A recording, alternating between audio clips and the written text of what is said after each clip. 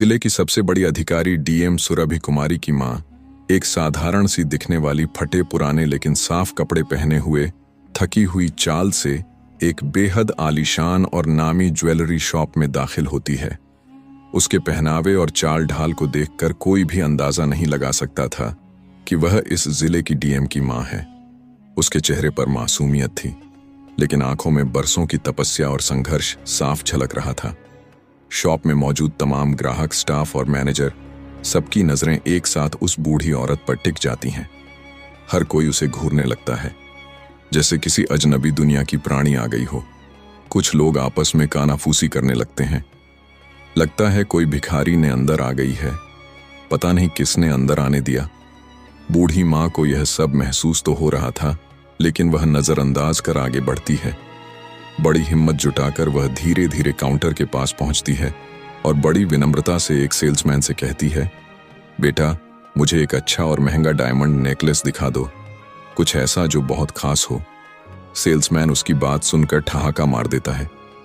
फिर गुस्से में भड़क कर कहता है, ए बुढ़िया, तुझे किसने अंदर आने दिया? ये कोई भीख मांगने की जगह नहीं है। निकल यहां से, वरना सिक्योरिटी को बुलाकर धक्के मारकर बाहर फेंकवा दूंगा।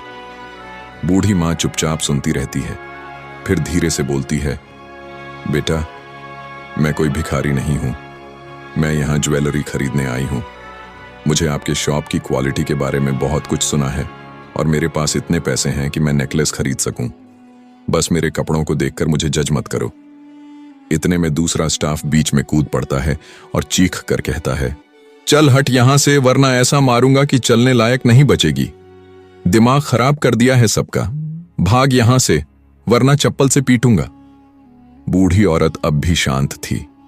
उसकी आंखों में अब शर्म नहीं, दर्द उतरने लगा था, लेकिन फिर भी वह बड़ी मजबूती से कहती है, बेटा, तुम्हें मेरी हालत से गलतफहमी हो सकती है, लेकिन मैं सच कह रही हूं।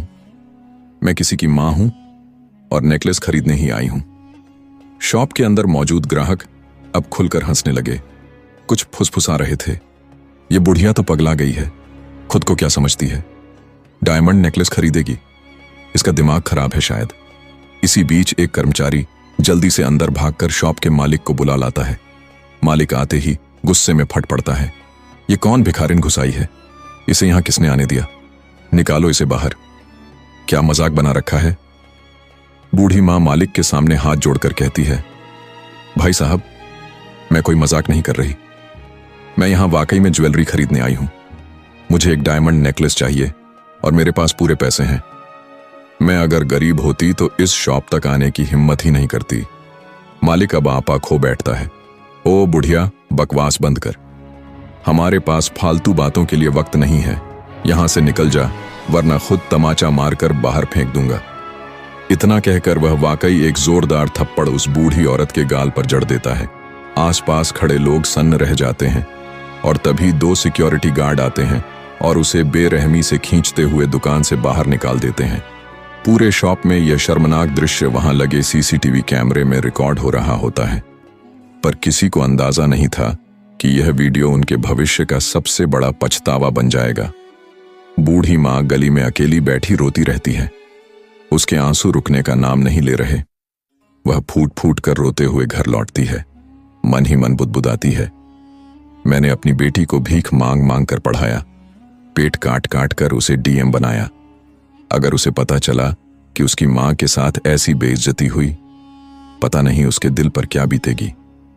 मेरी बेटी कितनी बड़ी अफसर है और आज मैं उसकी मां होकर भी इतने अपमान के कड़वे घंट पी रही हूं। घर लौटकर बूढ़ी मां ने सारी रात करवटें बदलते हुए बिताई। अपमान की वह याद उसके दिल पर चाकू की तरह चल रही थी। आखिरकार उसने फोन उठाया और अपनी बेटी जिले की डीएम सुरभ कुमारी को कॉल कर दिया। उधर ऑफिस में बैठी सुरभ कुमारी अपनी फाइलों में डूबी थी। फोन पर मान का नाम देखते ही उसके चेहरे पर मुस्कान खिल उठी। उसने तुरंत कॉल उठाया। हाँ मां, कैसी हो आप? सब ठीक है ना? मां ने अपनी आवाज को संभालते हुए कहा, ठीक हूं बेटा। लेकिन जैसे ही यह शब्द निकले, उसकी आंखों से आंसू बह निकले। वह फूट फूट कर रोने लगी। सुरभि के दिल में जैसे किसी ने आग लगा दी। मां, आप रो क्यों रही हैं? क्या हुआ है? मुझे बताइए ना, प्लीज बताइए। मैं बर्दाश्त नहीं कर पा रही हूं। आखिर हुआ क्या है? मां चुप रही। दिल में तूफान था, लेकिन बेटी को बोझ नहीं देना चाहती थी। उसने खुद को संभालते हुए कहा, कुछ नहीं हुआ बेटा, बस तेरी बहुत याद आ रही थी, इसलिए फोन किया। सुरभि की आवाज कठोर हो गई। नहीं मां, मुझसे सच मत छुपाइए, आपको मेरी कसम है, आपको सब बताना ही होगा। अब मां मजबूर हो गई। उसने थरथराती आवाज में सब कुछ बता दिया। कैसे उसे ज्वेलरी शॉप में भिखारिन समझा गया, कैसे स्टाफ ने धक्के मारकर बाहर निकाला, कैसे मालिक ने थप्पड़ मारा और कैसे पूरी दुकान के सामने उसे अपमानित किया गया। सुरभि की आंखें भर आईं, वह अंदर तक कांप उठी। क्या मां के साथ इतनी हिम्मत किसने की? उसके गाल लाल हो गए, आंखों में खून उतर आया। भीतर से वह टूट भी चुकी थी और जल भी रही थी। मैं इतनी बड़ी अफसर हूं और मेरी मां के साथ इतना बड़ा अपमान नहीं।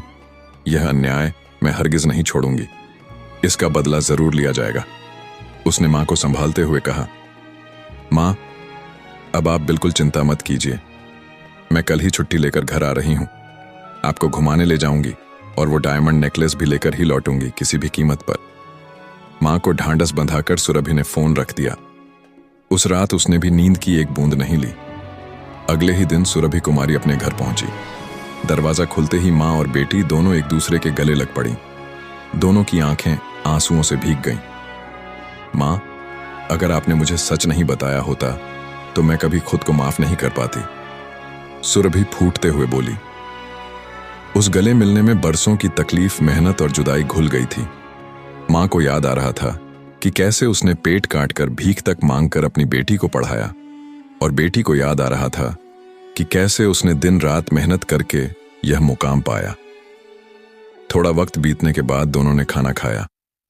फिर सुरभि ने कहा, मां, अब वही करेंगे जो करना चाहिए, तैयार हो जाइए। सुरभि ने अलमारी से एक लाल रंग का साफ सुथरा सलवार सूट निकाला। उसे पहनकर वह किसी साधारण गांव की लड़की जैसी दिख रही थी। किसी को अंदाजा भी नहीं हो सकता था कि यह लड़की पूरे जिले की डीएम है। मां ने भी एक साधारण सफेद साड़ी पहनी। दोनों इस तरह तैयार हुई जैसे किसी गांव की गरीब महिलाएं हों, और फिर हाथ पकड़कर वे दोनों उसी ज्वेलरी शॉप की ओर निकल पड़ी जहां मां का अपमान हुआ था। शॉप के बाहर पहुंचते ही मां का दिल जोर जोर से धड़कने लगा, लेकिन सुरभि का चेहरा ठंडे पानी जैसा शांत था। जैसे ही दोनों मां ज्वेलरी शॉप में दाखिल हुई, दुकान में मौजूद स्टाफ और ग्राहक ठिठक कर उन्हें देखने लगे। कानफूसी शुरू हो गई। अरे, यह वही बुढ़िया है, आज अपनी बेटी को लेकर आ गई है, लगता है फिर से तमाशा करेगी। कुछ हंसे, कुछ ने घृणा से देखा। इनकी औकात नहीं यहां खड़े होने की, खरीदेंगी क्या ज्वेलरी? लेकिन सुरभ ने किसी की परवाह नहीं की। उसने अपनी मां का हाथ मजबूती से थामे रखा और सीधी उस सेक्शन की ओर बढ़ी जहां डायमंड नेकलेस सजे हुए थे। दुकान का माहौल अचानक से भारी हो गया।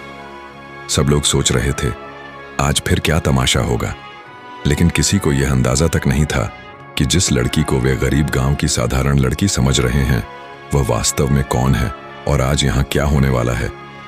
जैसे ही दोनों मां डायमंड सेक्शन के पास पहुंची, सुरभ कुमारी ने आत्मविश्वास से कहा, मैडम, हमें एक डायमंड नेकलेस चाहिए, कृपया दिखाइए। आवाज विनम्र थी लेकिन दृढ़। स्टाफ लड़की ने उसे ऊपर से नीचे तक घूरा और झुंझलाते हुए बोली, अरे आप लोग फिर आ गई? कल तो यह बुढ़िया अकेली आई थी और तमाशा कर गई, आज बेटी को भी ले आई, शायद तुम इसकी बेटी हो।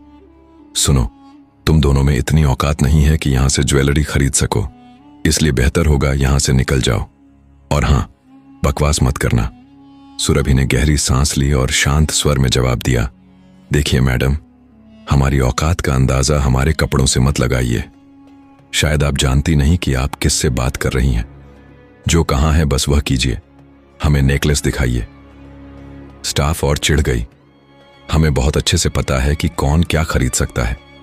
आप जैसी गमवार लोग तो सिर्फ देखने के लिए आते हैं, छूते हैं और फिर भाग जाते हैं। खरीदने की औकात नहीं होती। यहां तमाशा करने मत आओ, वरना सिक्योरिटी बुलाकर धक्के मारकर बाहर निकाल देंगे। ये सुनते ही सुरभि की आंखों में गुस्से की आग भड़क उठी।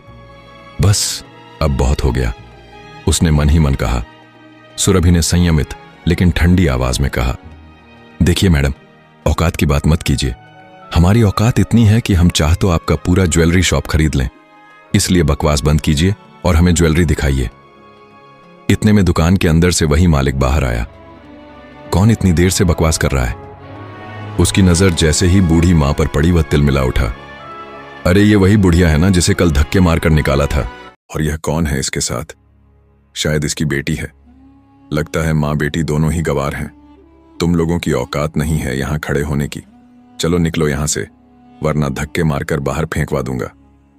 बस ये सुनते ही सुरभि का धैर्य टूट गया। उसकी आंखों में खून उतर आया। बस बहुत हो गया। उसने सीधी नजरें मालिक की आंखों में डालकर कहा, देखिए बोलने से पहले सोचिए, मैं इस जिले की डीएम सुरभ कुमारी हूं, और अगर दोबारा मेरी मां के लिए या मेरे लिए ऐसे शब्द बोले तो पछताना पड़ेगा, समझे आप? यह सुनते ही दुकान के मालिक और स्टाफ जोर जोर से हंसने लगे। 2DM मालिक ने ठाका मारा, अरे तुम्हारी औकात है इतनी कि पुलिस की नौकरी भी मिल जाए। गार्ड बनना तो छोड़ो, तुम तो यहां सफाई करने के भी लायक नहीं लगती। और चली डीएम बनने। आईने में अपना चेहरा देखा है कभी? सुरभि ने अब बिना एक पल गवाए अपना पर्स खोला और उसमें से अपना सरकारी पहचान पत्र निकाला। उसने गुस्से में वह आईडी मालिक के हाथ में दे मारी। जैसे ही मालिक ने उस पर जिला मजिस्ट्रेट सुरभ कुमारी लिखा देखा, उसका चेहरा पड़ गया। हाथ कांपने लगे। तुरंत दोनों हाथ जोड़कर बोला, माफ कीजिए मैडम, हमें बिल्कुल अंदाजा नहीं था कि आप हमारी डीएम मैडम हैं। हम तो समझे आप कोई गांव की साधारण लड़की होंगी जो फालतू का समय खराब करने आई हैं। आप जो चाहें हम तुरंत दिखाते हैं, प्लीज नाराज मत होइए। लेकिन सुरभि का गुस्सा अब शांत नहीं हो रहा था। ज्वेलरी, मुझे अभी कोई ज्वेलरी नहीं चाहिए। उसकी आवाज गूंज उठी। पहले ये बताइए, किस हक से आपने मेरी मां को थप्पड़ मारा? किस हक से आपने उन्हें धक्के मारकर बाहर फेंका? आपने उन्हें सबके सामने अपमानित किया और अब झूठ बोलकर अपनी गलती छुपाने की कोशिश कर रहे हैं। मालिक झूठ गढ़ने लगा। ना मैडम, ऐसा कुछ नहीं हुआ। आपकी मम्मी गलत समझ गई होंगी। हमने उन्हें सिर्फ वापस भेजा था, मारा पीटा नहीं। वो झूठ कह रही होंगी। प्लीज इन बातों को भूल जाइए। सुरभि की आंखों में घृणा उतर आई। झूठ बोलना बंद कीजिए। मुझे सब पता है कि आपने क्या किया। मेरे पास सबूत भी हैं। मुझे कपड़ों से आंकने की गलती आपने की है, और आज मैं आपको सिखाऊंगी कि इंसान की औकात कपड़ों से नहीं उसके कर्मों से होती है। दुकान में सन्नाटा छा गया। स्टाफ और ग्राहक सब बुत बने खड़े थे। किसी को अंदाजा नहीं था कि अब आगे क्या होगा। सुरभि ने अपनी आंखें मालिक पर गड़ाते हुए कहा, अच्छा, तो आप लोग कह रहे थे कि मेरी मां झूठ बोल रही थी। चलिए फिर सबूत भी देख लेते हैं। आपकी ज्वेलरी शॉप में तो सीसीटीवी कैमरे लगे ही हैं। आइए फुटेज चेक कीजिए। अगर मेरी मां के साथ बदतमीजी नहीं हुई तो मैं यहीं से चली जाऊंगी। यह सुनकर मालिक के चेहरे का रंग उड़ गया। पसीना उसके माथे से टपकने लगा। उसने इधर उधर देखा, फिर मजबूरी में मैनेजर को इशारा किया। थोड़ी देर में स्क्रीन पर सीसीटीवी फुटेज चला दी गई। जैसे ही सुरभि की नजरें स्क्रीन पर गई, उसका दिल कांप उठा। फुटेज में साफ दिख रहा था कैसे उसी मालिक ने उसकी मां को थप्पड़ मारा, धक्के देकर बाहर निकाला और भरी दुकान में अपमानित किया। सुरभि की आंखों में आंसू भर आए। एक पल के लिए उसका गला रंध गया, लेकिन अगले ही क्षण उसकी आंखों में गुस्से की आग धक उठी। वाह! सुरभि की आवाज गूंज उठी। आप लोगों ने मेरी मां के साथ ऐसा सलूक किया, वो भी सिर्फ इसलिए कि उनके कपड़े साधारण थे। आपको क्या लगता है इंसान की औकात उसके कपड़ों से तय होती है? अगर कोई यहां ज्वेलरी देखने आता है तो उसे दिखाना आपका काम है। वह खरीदे या ना खरीदे यह उसकी मर्जी है। आप लोग कौन होते हैं किसी के चेहरे और कपड़े देखकर उसकी हैसियत तय करने वाले? दुकान में सन्नाटा छा गया। सभी स्टाफ और ग्राहक सिर झुकाए खड़े थे। सुरभि ने आगे कहा, आप लोगों ने जो किया वह तो माफी के लायक भी नहीं है। मेरी मां के साथ बदतमीजी, उन्हें थप्पड़ मारना, धक्के देकर बाहर निकालना, यह केवल गुनाह नहीं बल्कि कानूनन अपराध है। मैं आप सब पर केस दर्ज कराऊंगी। महिला के साथ दुर्व्यवहार और अपमानजनक व्यवहार के लिए आप लोगों को जेल भेजा जाएगा, और यह मैं खुद करवाऊंगी। मालिक घुटनों के बल गिरते हुए हाथ जोड़ने लगा।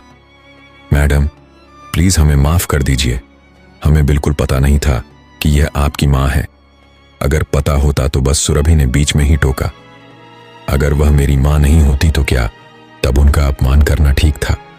इंसान को इज्जत उसके रिश्ते या पद से नहीं बल्कि उसके इंसान होने की वजह से मिलनी चाहिए, समझे आप?